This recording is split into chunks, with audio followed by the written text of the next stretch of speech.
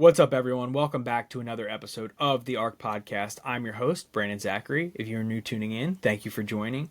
This is the Athletes Resilience Center podcast, where we talk all things mental performance in sports. We have an awesome episode for you this week. We interview Joe Poduslenko, who is the creator and host of the Postgame Podcast. The Postgame Podcast focuses on highlighting stories of athletes transitioning into new ventures in their career, whether it's the professional space or continuing in sports. And Joe does a great job at highlighting and telling those stories and journeys from those guys. So it was a no-brainer to have him on this podcast.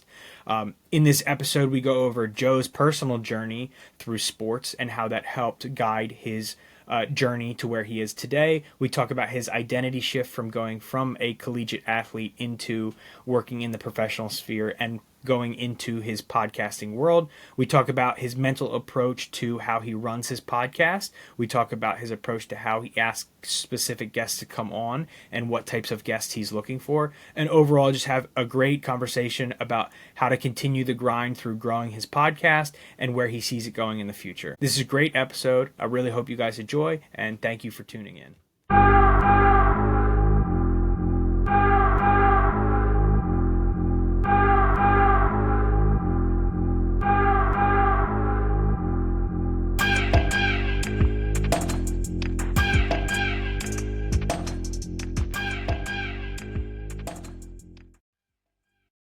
What's up, Joe? Thanks for coming on. How's everything going? Brandon, going great, man. Thanks for having me on here. Of course, man. I'm excited for tonight's episode. We'll kick it off the same way we do every episode.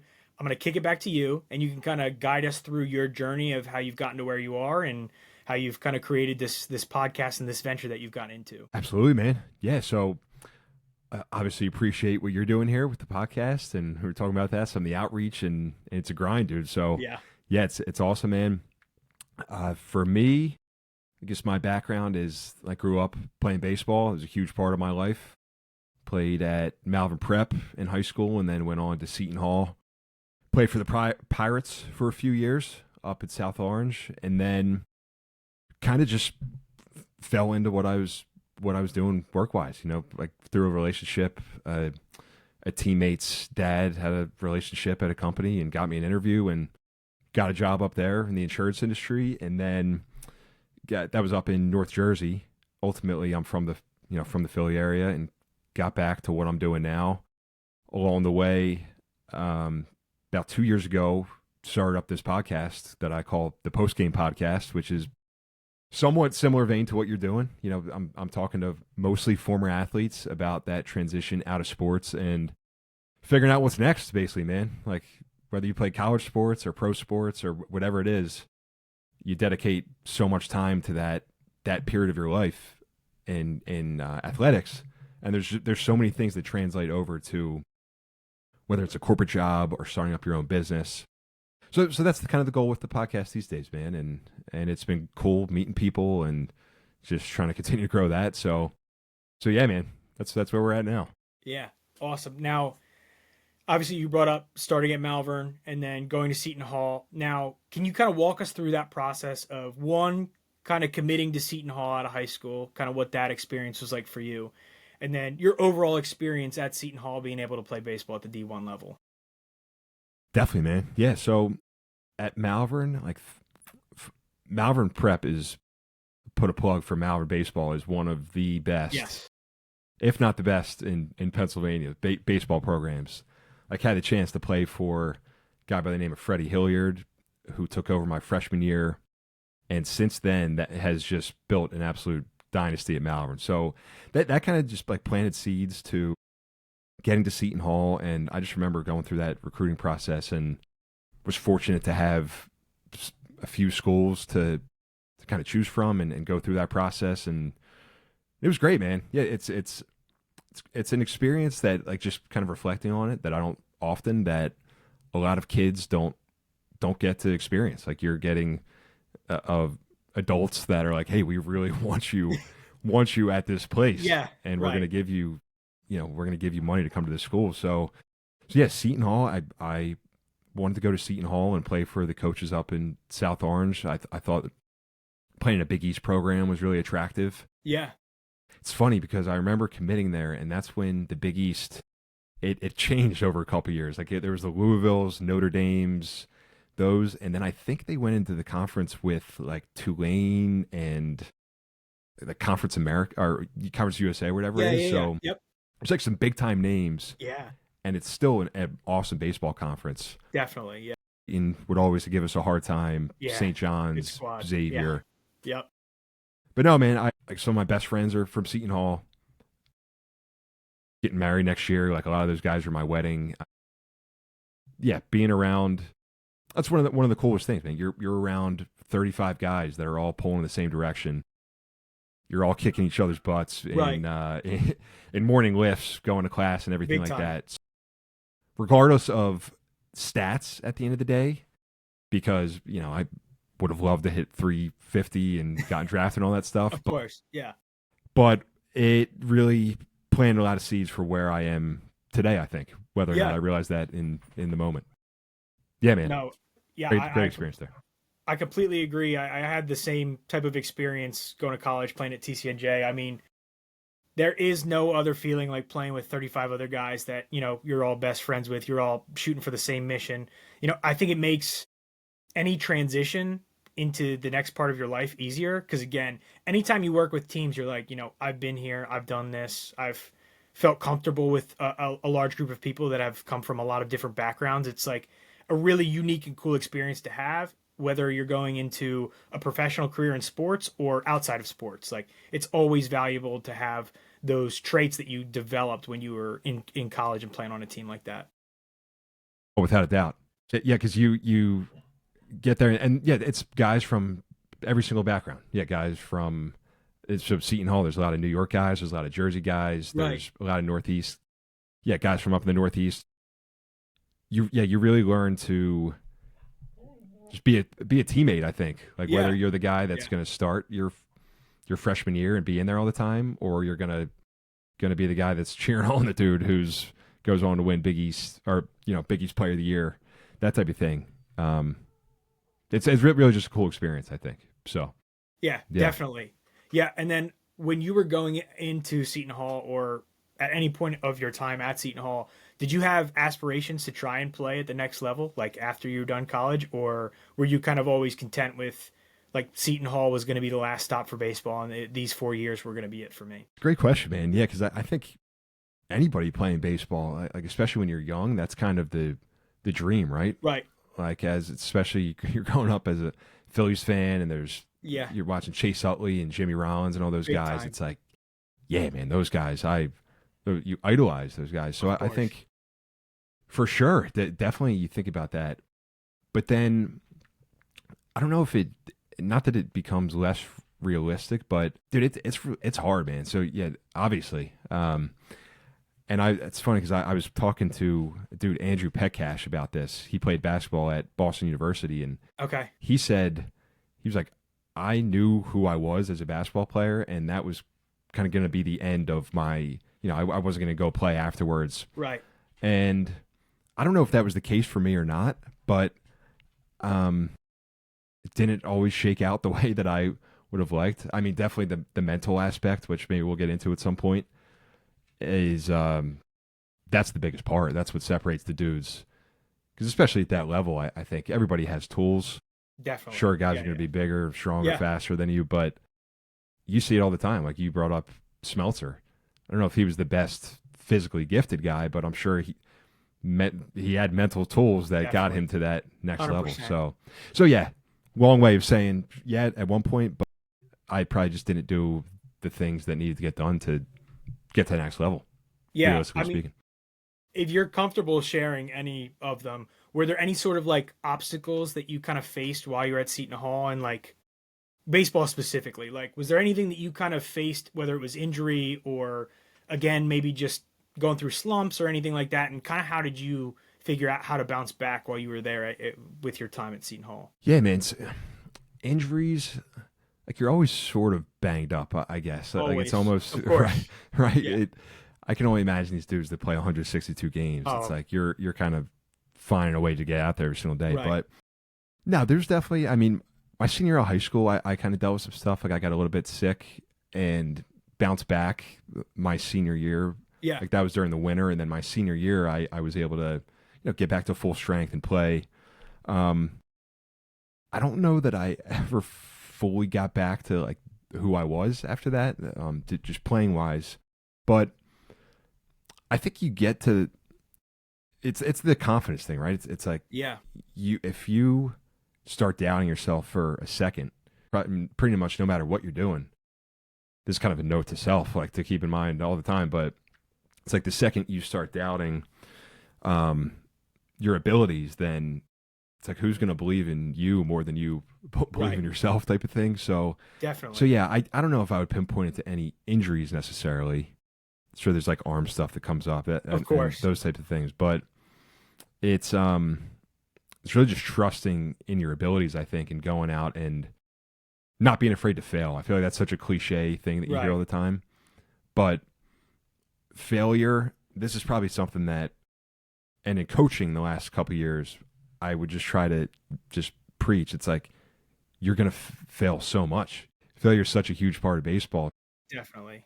If you can turn the page and not let it affect you and not bring that to the field the next day, then that's what it's all about, really. So I did not do a great job of that a lot of times. It would be, so it would be highs, really, a lot of highs, and then there would be lows. Not as good as kind of keeping it in the middle. But you know what? I feel like that is something that I try to keep top of mind now, which maybe we get into, just with life now and everything like that. But so it's interesting. Yeah, that's the guys that you see really separate themselves. They stay somewhat even keeled, I think. No, I think you brought up a really good point about the confidence aspect too, because it really is the guys that have that confidence, and it's not necessarily like the guys that talk about how much confidence they have all the time, but the guys that truly, whether they're performing well or performing not well, do have that self-belief in their self. On the last episode, Matt and I were talking about how Bryce Harper said to the media after, I think he hit a home run and a double in a game, and then he was telling the media, like, I'm really good at baseball. Like, he's like, I'm a great player. And, he had gotten a little bit of backlash after struggling for a pretty decent amount of time this season. And he's like, no, I'm like a really great baseball player. Like, I'm back. I'm a good baseball player. But then you have guys like Aaron Judge who they go on like Pat McAfee's show and they're like, you're the guy. And he's like, no, I'm not the guy. I'm just like one of the guys on the team. And it's like two guys that probably in their head internalize it much differently and then vocalize it much differently, but both have like such self-confidence in their self, whether they're doing really well or they're not doing really well.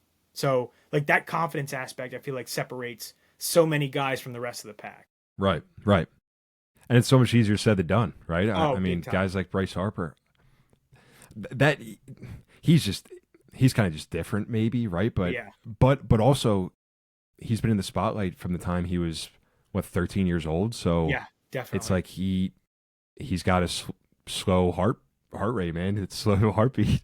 Like in those huge moments, he locks in more, which is insane. Yeah, how many guys can actually do that? So yeah, it really is fascinating. Like if you think about it, because it's you got the weight of the world on your shoulders at that time, and you can just block out all the noise. So yeah, and it's crazy that like he was 14 years old and he's on the cover of Sports Illustrated and they deem him the chosen one. And it's like, I feel like that probably gives him the confidence now to like speak out loud and say like, I'm a great baseball player. Like I'm really good at what I do, because at age 14, people were already telling him like, you're going to be a Hall of Famer. You're the chosen one. You're the next, Barry Bonds, the next Babe Ruth, like whatever. So I feel like having that level of expectation at such a young age, which probably at the time was really tough. Imagine being 14 and everyone telling you you're the best player in the country. But led to, being able to now embrace that now and being able to speak something into existence almost, because he's like, I know I'm going to back it up because I always have done that. Mm-hmm. It's like, it's crazy to think that way. Dude, yeah, and not to belabor the point, but how easily would it have been for him to not be that, to be one of the guys that just kind of flames out a little bit. It's like, yeah, Bryce Harper was on the cover of Sports Illustrated. Where is he now? Type of deal. Where is he now? Yeah, but I heard him say, and I think it might have been after the home run in the NL to send them to whatever the home run was and off the Padres. Yeah. Yep. To send them to the World Series. It was game 5, and I think he was saying that he's like, I'm just grateful for the moment. Like he's just like, I have a ton of gratitude just for being here, which again is just an insane perspective to have when you think of how much pressure's there. But it's kind of true, man. So yeah, if we could take bits of that and incorporate that into my life every day, it'd be pretty good. Yep. Big time. Yeah, I think he even said too, Matt and I talked about this, like referring to that at bat, he's like, I think a reporter asked him about like, did you feel pressure in that moment? And he was like, no, the pressure was at 15 years old when everyone's telling me you're the best, you gotta be a first round draft pick. He's like, at that point, like I am basically financially responsible for my family. Like I'm the way out. Like that was pressure. He's like, right now I'm just having fun. Like this is the moment that I've waited my whole life for, type of thing, where it's like having that perspective too, where, you know, you put anyone else in that situation, they might be, you know, I'm real nervous. I'm really scared for this opportunity. We'll see what happens. Where he's like, no, this is what I was made for. Like, this is what all of that struggle I went through was for, to get to this very point. Dude, absolutely. And I don't know if you saw this the other day, but Jalen Hurts, did you see the question that the reporter asked him? It might have been yesterday or 2 days ago, which I thought was cool. He's like, did winning a Super Bowl make you more confident? And he's kind of thinking about it. He's like, yeah. Yeah. He's like, yeah, it did. He asked the reporter, if you got a promotion, would it make you more confident? The guy was like, yeah. But yeah, it's, yeah, I mean, we could talk about it all night, but it's just interesting how, like, guys that kind of go through it a little bit, struggle. Jalen Hurts, again, could have went the opposite way and would have never heard from him again. But Big time. Gets back, is cold-blooded because he has so much belief in himself, I feel like. So, and yeah, he's another one where even after they went to the Super Bowl the first time and lost, like, there were still so many doubters. Like, still, like, Jalen Hurts is not a top 10. Like, you know, all this stupid media gimmicks where they're like, Jalen Hurts is not a top 10 quarterback. Like, do you think the Eagles would be better off going in a different direction? Like, there's rumors that there's locker room issues, whatever. And it's like, as long as you and your team have belief in you, that's all that matters at the end of the day. And he proved it. I mean, went out and won a Super Bowl last year after losing the other one to the same team. Like, doesn't get much better than that. No, it doesn't, man. It's awesome. It's awesome. Got to do it again this year. So, so you talked about, again, playing in college, and then, you know, baseball was your life growing up, playing at the collegiate level, having some pro aspirations of like, hey, of course I'd love to continue playing this game. And then obviously it ended, and that's a tough moment for anyone, right? Like, everyone going from being an athlete their whole life to transitioning into their professional world is a huge jump, no matter what it is. You go from doing something you've done for 20 years to just saying, all right, I'm done. I'm doing something else completely.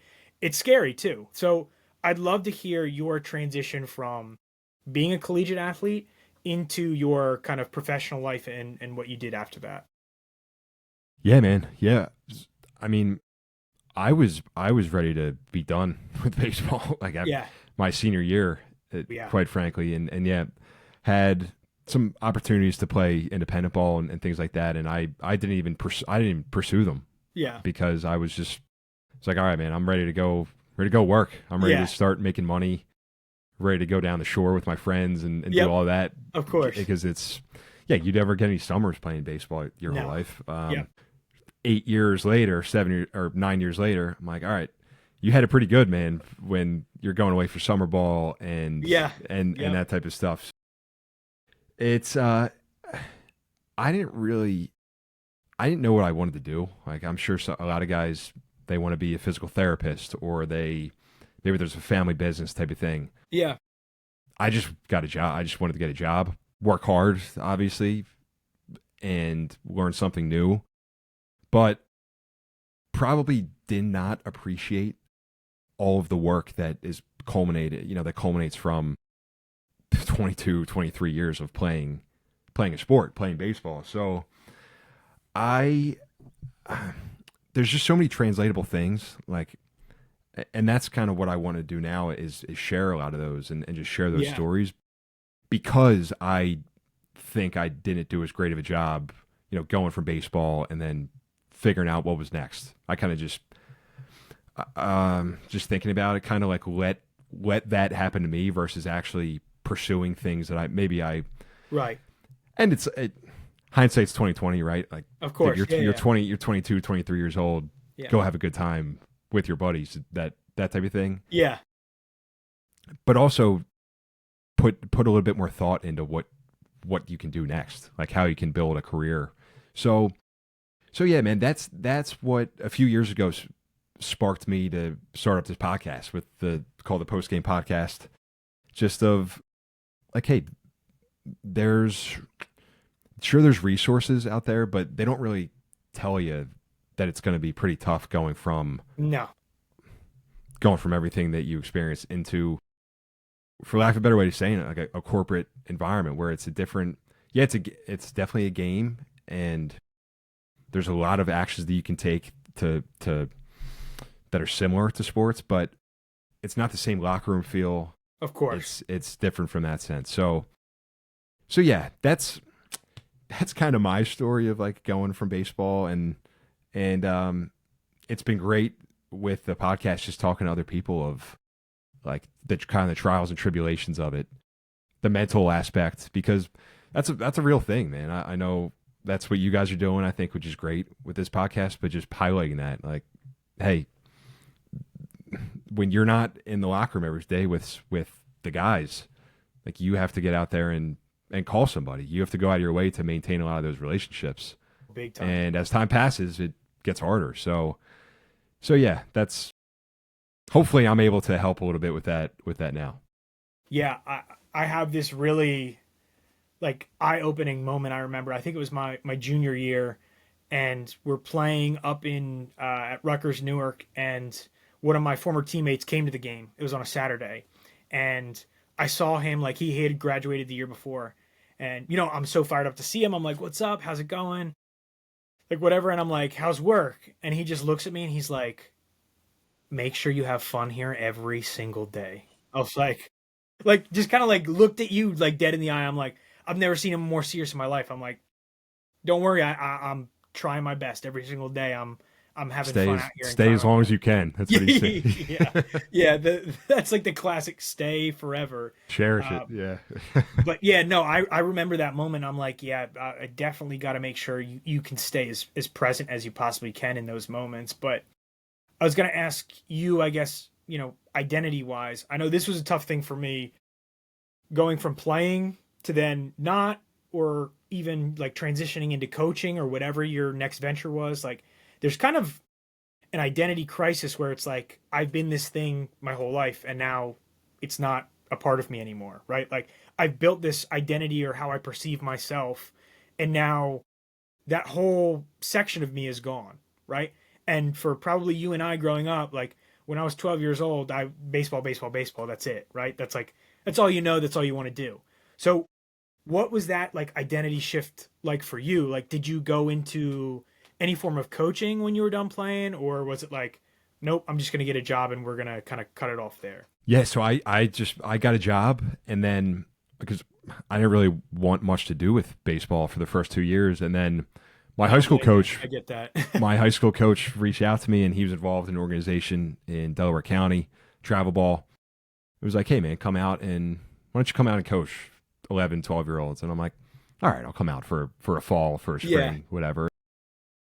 And just remember really enjoying it, man. Just kind of being back around and pouring back into kids almost, and having that give me a sense of not identity, but like purpose, for lack of a better, right. Not that I was missing a purpose in life, but yet it's rewarding, man. I have so much respect for guys that go into coaching and not making any money. No. I had a full-time job and I was coaching travel ball, so wasn't relying upon that to pay bills, that type of thing. But yeah, and I coached for 5 years travel ball, like kind of rose through, 13U, 14U, that type of thing with kids that next year are now going off to school and got recruited from schools. And just That's awesome. And it gives you the sense of being back in a dugout and being competitive again and everything like that. And just being in that environment, kind of BS with the dudes. Yeah, that type of thing. But to your point about the identity, I think that's a really important point, because whether you're Bryce Harper or Aaron Judge or a Division I baseball player hitting 230, it's like you still identify as the baseball player, and your friends know that you're the guy that's going to go away for summers. Your parents' friends are like, "Hey, how's baseball?" That type of thing. Yes. They stop asking about that. Right. And I think that's something that I could have done a better job of, but is so important, where it's like, dude, that's just a part of your life, man. That's just kind of what you do. It's not who you are.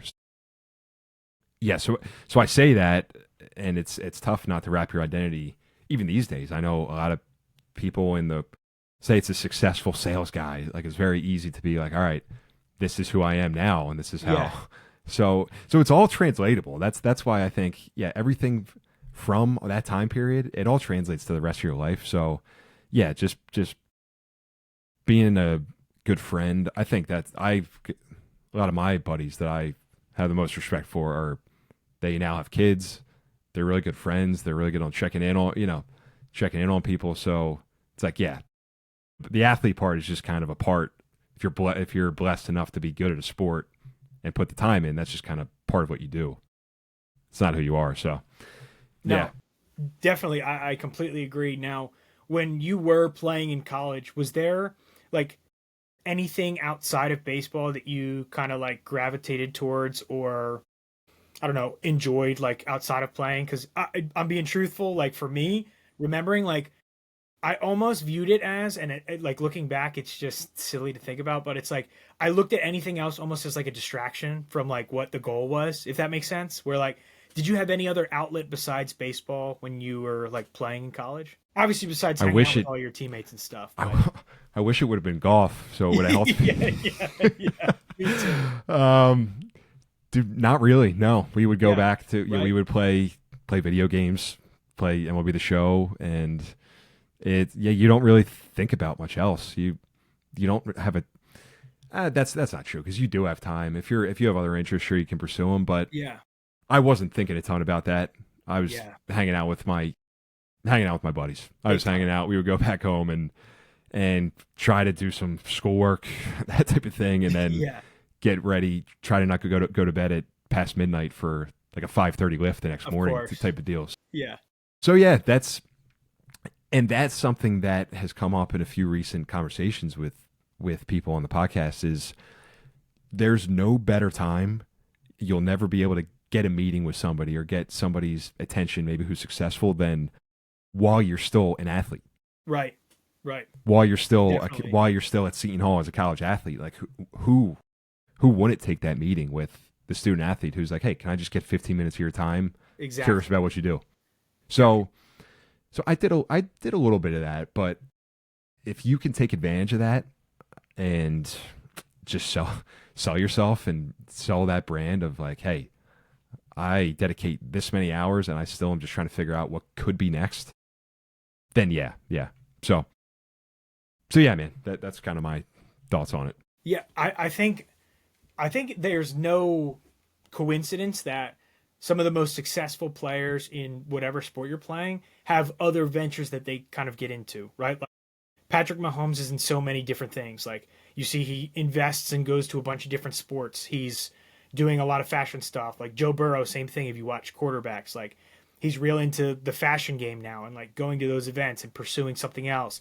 Jalen Hurts, same type of thing, where he's like pursuing those other fashion events and other passions outside of football. Because I feel like, and I don't want to sound like old, because obviously we're not, but like, I don't want to pull the back in my day thing, but like, I felt like if you had other interests, it was perceived by not just you, but multiple people in your circle that like is that the best usage of your time? But like mentally speaking, it's like if you had something like Joe Burrow has, like I try to do a new hobby every winter, and I think in the quarterbacks he was playing the piano or whatever. Like imagine if you were like, you know what, I'm just gonna 30 minutes, I'm gonna go play the piano and just like decompress, because when you don't have that outlet, you can't separate yourself from the good and the bad that your sport provides you. Oh, without a doubt. Yeah, it makes me think of a few things, but the one is Matt Gorman, who's a country music singer now. Yeah.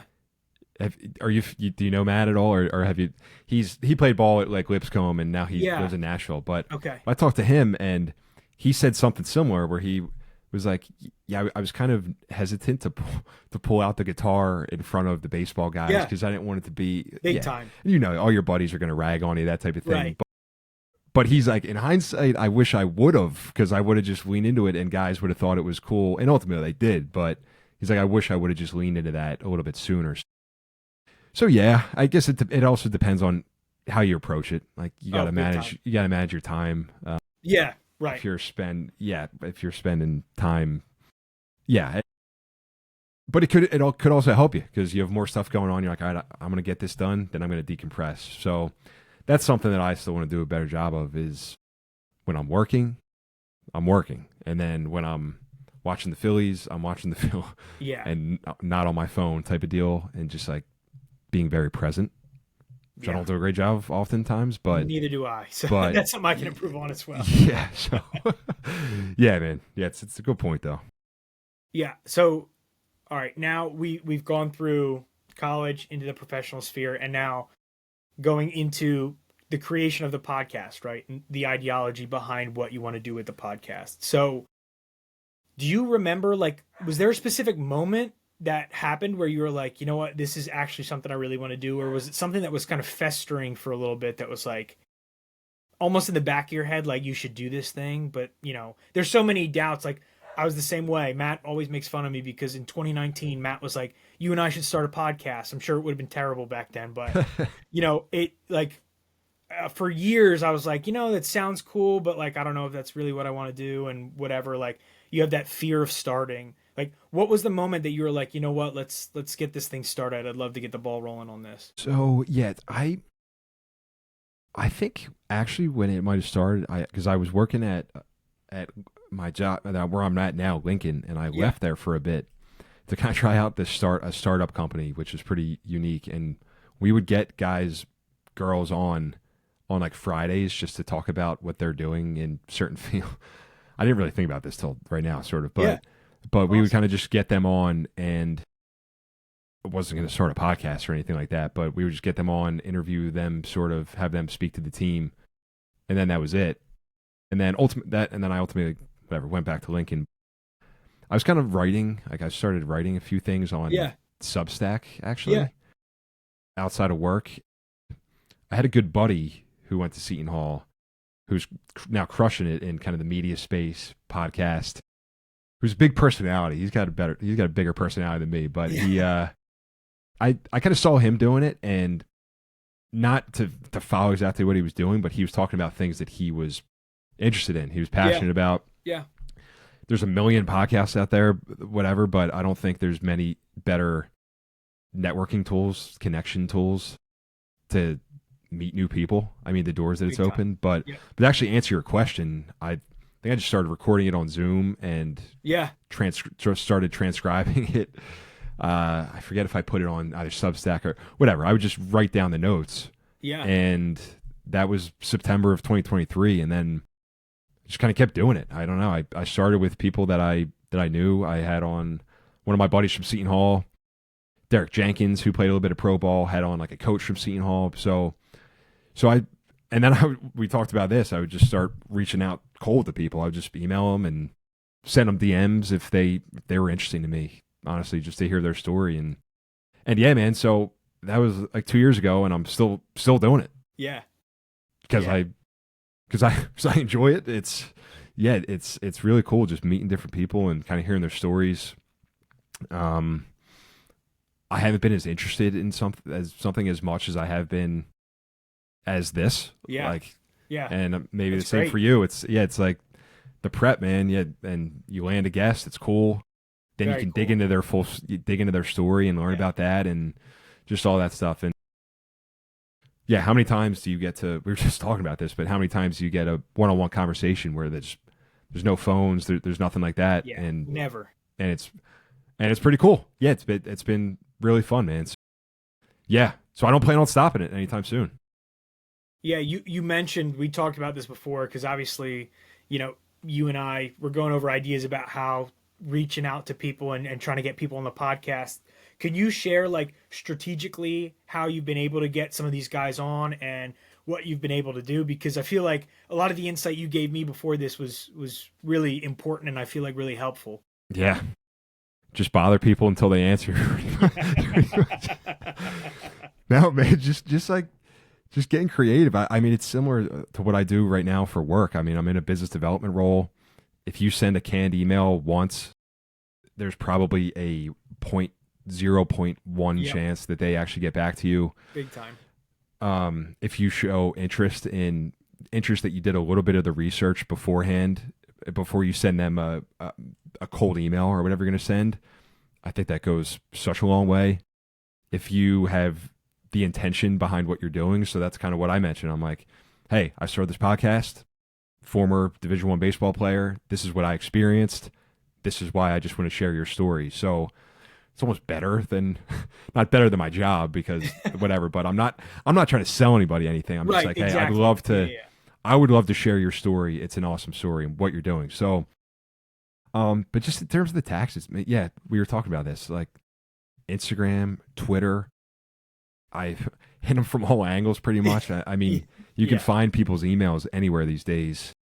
ChatGPT, you can kind of search like, hey, are you able to help me find whatever? So called people before, picked up the phone and found their phone number, and they're Yeah. like, who is this? And you're like, hey.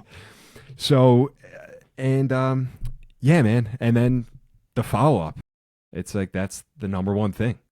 Most people, I think I can sometimes take it personally, be like, why didn't that guy answer my email? I put a lot of time into it. Yeah. But Yeah. but I'm people are busy, dude. So if you send them 3, 4, 5 emails, probably not on back to back days, but Yeah, give it a little time. if you're if you're a little bit tactful about it and can approach them in different ways, then I think eventually somebody will be like, yeah, sure, I'll spend a half hour with you. And if they don't, then it's fine. Go on to the next person, pretty much. But yeah, it's fun. It's fun being able to come across somebody, right? Like you come across them on Instagram. Huh, I've never really seen this guy's work. Let me reach out to him, send him a DM, and maybe he'll get back to me. Yeah. And then when Yeah. he does, you're like, all right, sweet. That was pretty cool. So yeah, it's no secret to any of it, I guess. No, it's just like, yeah, getting the reps in. Yeah, which you know. Yeah. Yeah. And then I was going to ask, because this is something I'm getting better at, but definitely historically I've been really bad at. Like, I'm sure your job has helped this in your career, but how do you get over the fear, one, of starting this thing, and then two, like the fear of DMing people and them not responding? And it sounds so stupid saying it out loud, but like you said, sometimes you do take it a little personally, where you might DM someone and you don't get an answer and you're like, what the heck? Like, he didn't even give me a no. Like, I'd rather him just say no instead of like Yeah. leave me on whatever it is. You know what I mean? Like, how do you overcome that fear of, I guess, failure and rejection to a certain extent? Yeah, I don't have any fear of somebody not answering a DM, or especially if it's somebody that I don't know. Yeah. I still struggle with, like putting it out there for people to see. Not really as much, but that's over the first year or so. I'm like, I don't really want this person to see it, or like, what would this person think if I'm like doing this thing on the side, which is just not the right way to really think about it. But kind of thinking that's what I'm thinking about now. Like, hey, if there's an athlete that's out there that would stumble upon this and it could help them get from point A to point B, it's like, that's why I'm doing it. But no, yeah, the fear of rejection, it's definitely comes into play more so with people that you have a relationship with already, almost, where it's like, all right, how's this person going to think about that? How's You brought up Brenneman, not Yeah. to keep like name dropping different people here, but that's what he says. He's like, nobody's actually. It kind of sounds like shitty when you put it that way, but they're like, nobody cares about what you're doing. Yeah, no, or nobody's like thinking about you. Truly. type of thing. Yeah. So it's almost like, all right, man, like I'm gonna put this out there, and people that like it. If they don't, then it just wasn't for them. And, yeah, right. And that type of thing. So I say that I can definitely still do a better job at it. But what about you? I'd love to ask you about that. Yeah, I mean, I think the biggest thing for Matt and I was starting it. Like there was more of a barrier there than like messaging guys or DMing guys. Like I had no problem messaging guys that we've played with or like shooting DMs out there just to kind of see who would be interested in coming on and whatnot. But I think starting was a little bit interesting because I was also like, if you really want to grow this, you got to post a lot on social media. And I think that's a big thing where it's like, well, if I post a lot on social media, what are all these people going to think? Like, and I didn't even have anyone particular in mind. Like, what are they going to think? Are they going to think? Just like generally speaking, it's like, I'm going to be reposting a lot of this content on my page. Like, what are all my followers going to think? Are they going to be like, all right, enough of this guy, like, shut up, get this off my page. But I think that was the biggest hurdle. But then at a certain point, again, kind of like what you said, like you're working your job and it's great and everything. And like, obviously, you have your personal life, I have my personal life, and it's all great. But at the end of the day, like just the ideology of starting this thing and having people on to tell their stories and go over mental performance in sports or mental performance after sports, whatever it is, like really fired me up. And Matt and I are like, we have these conversations anyway, just like if we're going out and getting a beer. So like we might as well just record it, the two of us, and have these conversations, right? And also, it's much harder for, you and a buddy, like you said, to go talk an hour straight together face to face without, being in your phone and being present. But, you're on a podcast and the camera's rolling and you're able to talk about things you're passionate about. It's like, feels like a time warp, like it's interesting. So yeah, after the first 2 episodes, I was like, all right, we're good. Like that fear is gone. But it's just like, it sounds very corny, I guess, but it's just like, go for it. Just start. Like, right. Just throw one out there and see what happens. Yeah, exactly. Well, getting started, it's like, and that crossed my mind as well, because you're like, all right, I'm not going to be the guy that puts out 10 of these and then it just flops, and you're like, oh, he's experimenting with something else again? Like, what? Right, yeah. What's this guy doing? Yeah. But in reality, you could stop anytime you want. You know what I mean? True. But as long as you're still interested in it, which we both are, who knows what opportunities, and it doesn't even have to lead to an opportunity, but just some of the connections that it makes are invaluable. It's like, yeah, it's great, man. Like, you put stuff out there, stuff that you're interested in. How many people these days are freaking influencers or comedy influencers, just record themselves saying things, and it changes their whole life? So not that has to happen, but it could be. Yeah, no, it's like that might not even be the goal, but like you said, like having guys on, like how many lessons have you learned from guys that you had on just about their story and what they've been through? Like I'm sure it's countless. And same with like the guys we've had on. We've had guys on that we played baseball with that shared stories we had no idea about, that it's like, wow, like you really persevered through this thing and got to where you wanted to be. And it's kind of cool to process that and learn things from them, Definitely.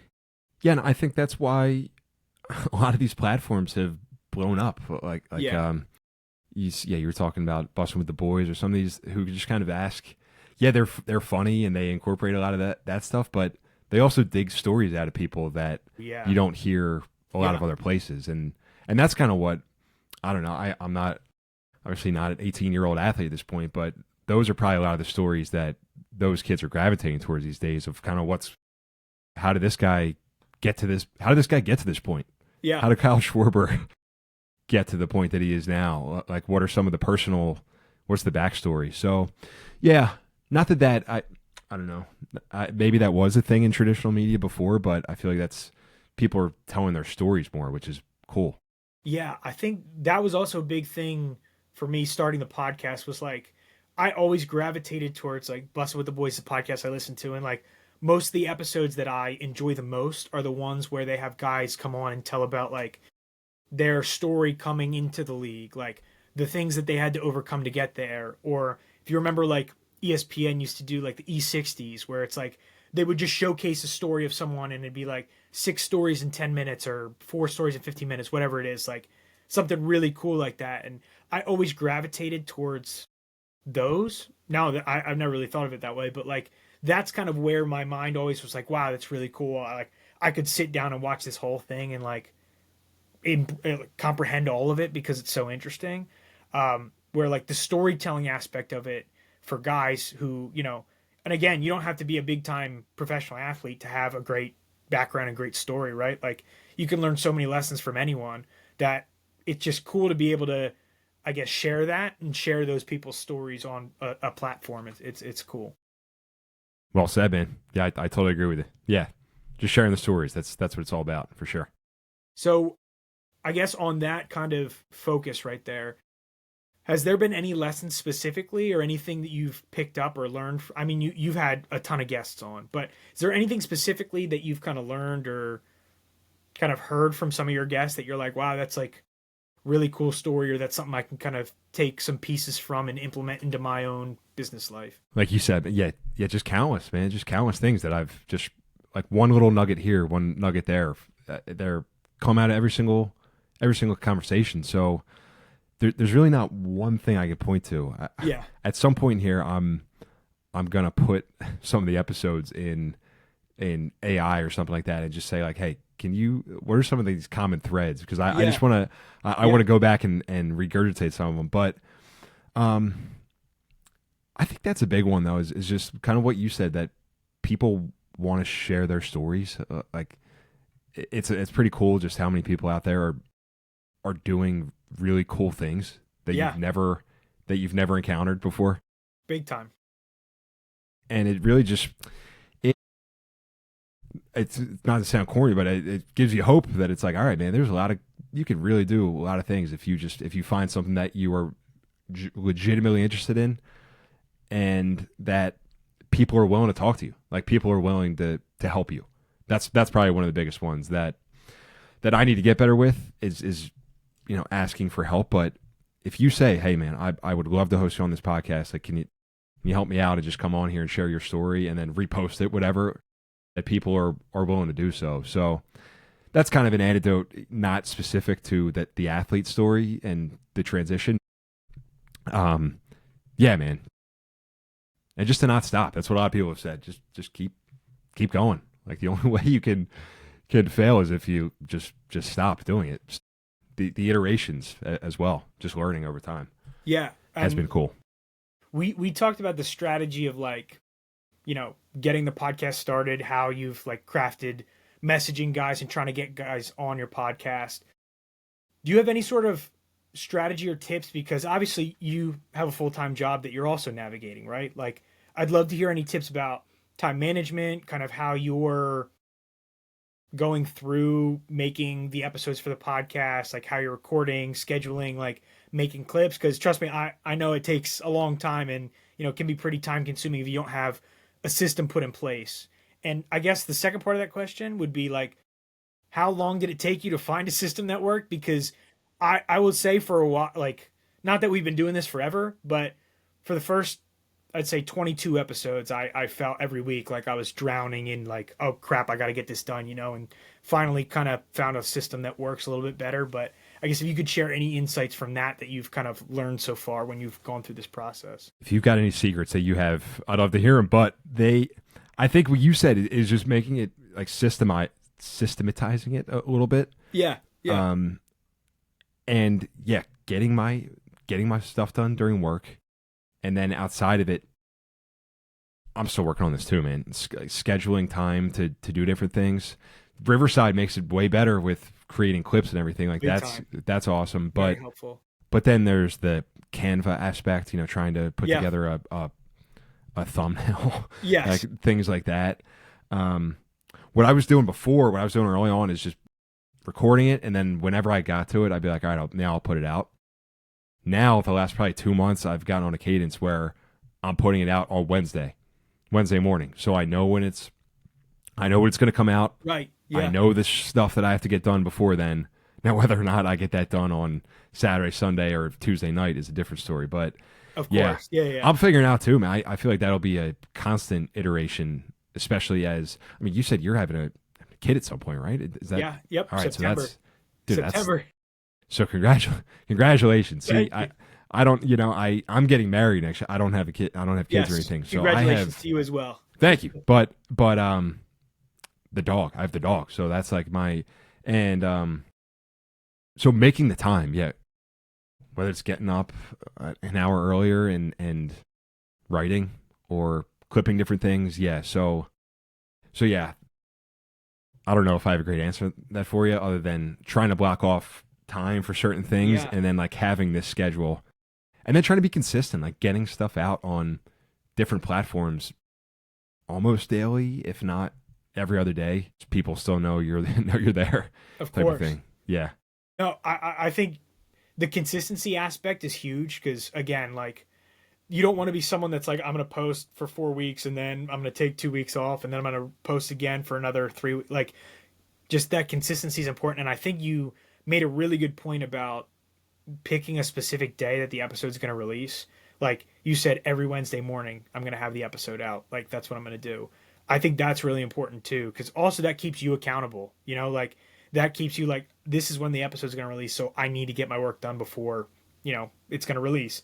Like, we release Monday mornings. I think we had a couple Tuesday releases, but typically it's Monday morning is when it's going to come out. But knowing that that's the day that it's going to release and you just got to get your work done before then really helps you kind of manage your time. But I think you mentioned it too, the time blocking or like time chunking. I think that's really important too, is like, okay, after work, I have an hour here where I'm not doing anything. Let's make sure I capitalize during this hour and get the work that I need to get done. Because again, consistency is key in growing anything. And if you can just keep, pumping out content and keep spreading the message that's genuine to you, it's going to reach the right people at the end of the day. It may take 1 month, it may take 10 years, who knows? But, it's going to get out there as long as you keep producing. Definitely. Yep. And then just tinkering with, you're talking about Monday morning. I mean, my Wednesday morning was kind of arbitrary, quite frankly. Yeah.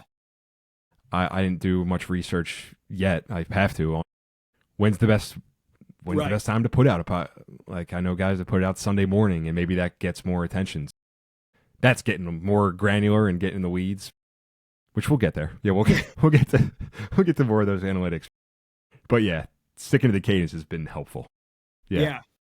No, definitely. And I think that's a big thing also, is kind of finding the thing that works best for you. Because again, like, something that works for a different podcast might not work for like the schedule you have, the schedule I have. So again, just finding a system that works for you. And again, I'm working with Matt, so it's like we have to find the same schedule for the two of us. And obviously it gets tough when he starts coaching in season again, because the grind of college baseball. He's coaching and he's coaching all day. He's driving home at night. He doesn't get home till late. And then it's like, I'm not recording a podcast at 10 p.m., so I have to wake up at 5 a.m. and drive to who knows where for another doubleheader or whatever. Like, it gets tough. But again, as long as you can kind of keep getting after it and just find these little pockets where you can do what you can do, it's sky's the limit from there, as long as you can keep producing.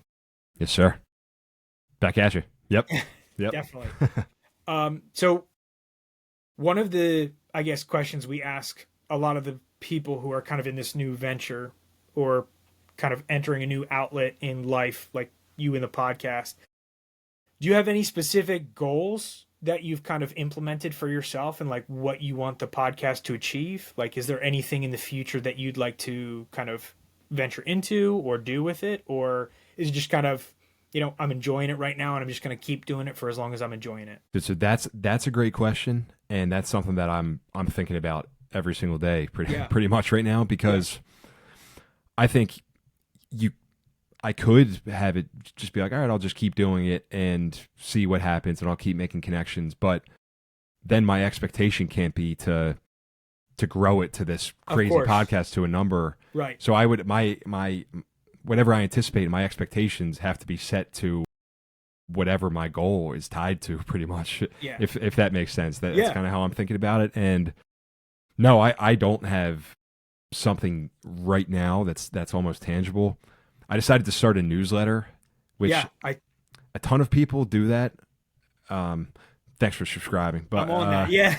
but I started to do that just because I feel from a thing that a lot of people have told me is that, like, if you do eventually want to build, say, a platform or some kind of community or something like that, like, it's good to have people's emails and just be connected with them through there, because even on Instagram, I know you're staying consistent on Instagram, but I check through the stories that I post and there's like maybe 50 consistently out of a couple hundred that actually see it. So versus the newsletter, which I just started putting out, is like, I think it was 18 out of 20 people or whatever. Now they're my friends open it, but but no, man, I think for now I'm still going to stay consistent with it and just see what doors it could possibly open down the road. It's already a ton of awesome relationships have come from it, but I think at some point I would love to turn into some kind of platform or something, maybe for current, like I said, the best time for athletes to connect with people is while they're still playing. So maybe something for current athletes to connect with professionals in different fields. That's not LinkedIn. Big time. So something like that. So we'll see. But yeah, what somebody said to me. Not lower your expectation, but make sure the expectation is on par with like what you want to happen and what work you're putting in towards that goal, pretty much. Yeah, no, definitely. I think you made a good point about goal setting too. Matt and I had a whole episode talking about like goal setting and why there's value in goal setting. But again, I think the biggest thing that you kind of mentioned was like, if you have an expectation or a goal to hit something certain, right? You have to make sure that you have the process put in place that matches whatever that goal is, right? Whether it's, I'm doing this for fun, I did just like doing it every week, then it's like, all right, well, there's that. But like, if like you said, you want to make it a platform, then it's like, okay, now I have this vision, I have this goal. Now I can sit down and put together the pieces in order to get there, right? It's like anytime in goal setting, I'm a big believer that, you know, a goal is great, but it's kind of like you set it, that's the vision, set it and forget it, because now what you have to focus on is the blueprint to get to that point, right? Like if it's not the person that says like, I've used this example before, but like everyone running a marathon, their goal is to finish the marathon, right? Like it's not the person who's like, I'm going to finish it fastest is the one that's going to win the race, right? It's the person that's like, I'm going to finish it the fastest, and now from here I'm going to backtrack and make sure all my processes align with that. That's the person that's going to, you know, run the race the fastest at the end of the day. So like aligning your vision with where your processes are is like all you can ask for. It's all you can do, whether that's sports or life. Without a doubt, man. Yeah. And that's what I hope in having some of these conversations on the podcast, they can just help maybe with some of that clarity or whatever it might be with an athlete going to that next stage, because it's like, yeah, you could work for 40 years, but if you don't know, if you're not working towards anything, now obviously when you have a family and everything like that can give you a lot of much different motivation to work very hard. Of course. Which I've seen that with a lot of my friends, but it's like, if you don't know what you're going to accomplish, then you won't accomplish it, because there was nothing there. So yeah, I agree with it. Yeah. Almost reverse engineering it. Again, this is a reminder for me to do a lot of these things, but yeah.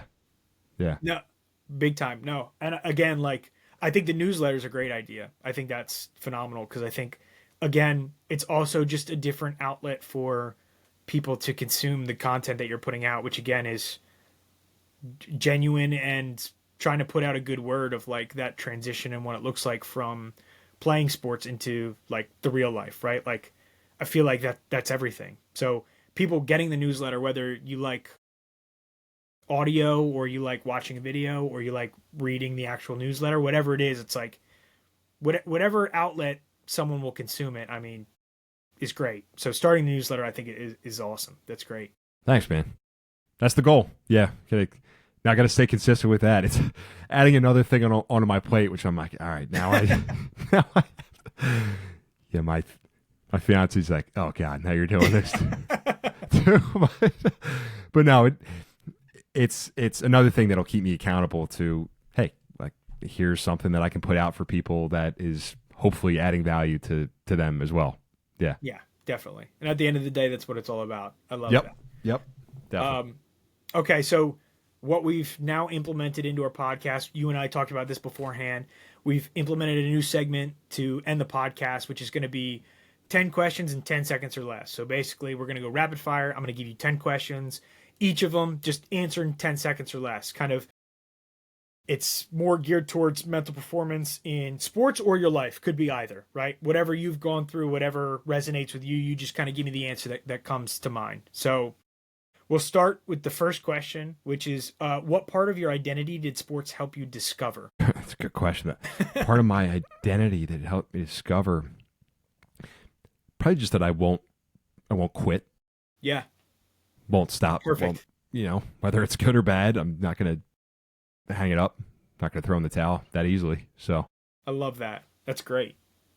Number 2, when you think back to your lowest moment in sports or in life, what mental skill do you wish you had then? Probably the breath, probably breathing more. Yeah. That was something that we talked about, but actually implementing that and having that as a tool, that would be it. Just what I know now. Yeah, big time. Number 3 is, if you had 10 seconds to talk to your younger self before the biggest moment of your career, what would you say? That's a good question. Probably it's not that serious. Like, yeah, that's a good one. You're still gonna wake up tomorrow. Like, it's not that big of a deal. You're playing a game. And I think you said it earlier, what Adam Brenneman said, right? Like, people at the end of the day, the people that you think are going to care aren't going to care. They're going to think about it for 10 seconds and that's it, right? Like, I completely agree. It's not as big of a deal as you're going to make it. And then number 4, what's one mental habit that changed the game for you that you wish more athletes knew about? It could be breath work, like you said earlier, or whatever you think. Yeah, just probably just like what am I looking for? Envisioning success. What's visualization? Because yeah. It's one thing that I kind of took pride in. Like, whether I struggled defensively throughout the year, I would, towards the end of the year, I would pull together somehow and be like, all right, just visualize the times that I made a play, that I was successful. So yeah. That's the first thing that comes to mind. I love that. Number 5 is, looking back, what moment felt like the end but ended up being a new beginning? And these are good questions. like the end. I guess stop not playing baseball anymore. Yeah, sort of. Right. Yeah, that's probably the best thing I would say. Yeah, is last at bat at Seton Hall, striking out to end the career. Man. That's not good, but it's launched I think is going to be a long, hopefully successful life here. Definitely. Yeah. Listen, man, my last outing, I got lit up pretty good in our regional, so I completely am there with you. Yeah, wish I would have definitely, but it is what it is. Is what it is. Number 6 is, what's one failure that still stings today, and what did it teach you? Could be anything. It doesn't have to be sports, but could be work or even podcast related. Yeah, this is, I think, maybe not the answer you'd expect, but thinking that I would be at a certain place right now. I think that's a great one. So, like, thinking I should be making X number of dollars or have X sales job type of thing. I probably would have considered that a failure, though I think it's kind of just all part of the story to this point. So definitely, yeah, awesome. That's it. Yeah. Number 7 is, when everything around you is chaotic, what's one thing that brings you back to center? Breathing, trying to slow it down. Yeah, great. Yeah, love taking that. Something that was introduced to me. Box breathing. Yes, that's something that box slowing it down. Great. Yeah. Yep. Now, number 8, what does success feel like to you now?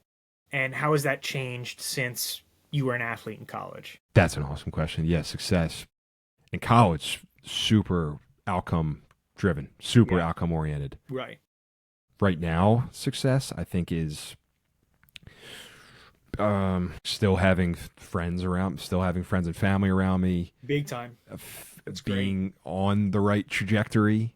Yeah. Not that there's, and understanding that there's not, whatever that thing of success is, it's not a destination. It's not an end point. So trying to keep that at top of mind again.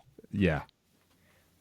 Number 9, what belief about yourself did you have to unlearn in order to grow as an athlete or now in your professional life? Belief about myself so basically like a limiting belief.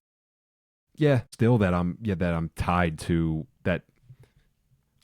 external factors, like external perception type of thing. Like Big that's time. Yeah.